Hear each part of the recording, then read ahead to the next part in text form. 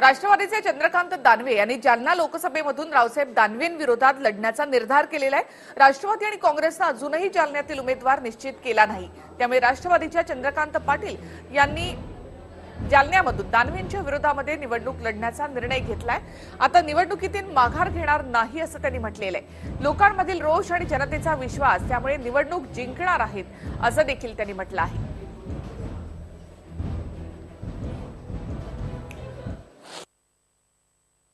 चंद्रकांतराव, तुम्हीच जर आलात तर काय अडचण आहे, पण मी त्यांना सांगितलं मी येण्यासाठी काही नाही म्हणलं, हात तर रावसाहेब दानवे संघ मी घ्यायला तयार आहे, कुस्तीही पटकेल म्हणलं मी जनतेच्या भरोशावर, 18 पगड जाती धर्माच्या लोकांच्या भरोशावर ही कुस्ती नक्कीच पटकेल, एवढं माझं त्यांच्याशी बोलणं झालं। पण ही लोकसभा मतदारसंघ काँग्रेस आयला पंजाब निशाणीवर हा सुटलेला आहे, त्यामुळे काँग्रेसनं जो कोणी उमेदवार दिला तर त्यासाठी आम्ही रात्रंदिवस काम करू आणि इथं भारतीय जनता पार्टीचा उमेदवार पाडण्यासाठी रात्रंदिवस काम करू। दानवे विरुद्ध दानवेनी, दानवे विरुद्ध वनवे अशी निवडणूक होईल।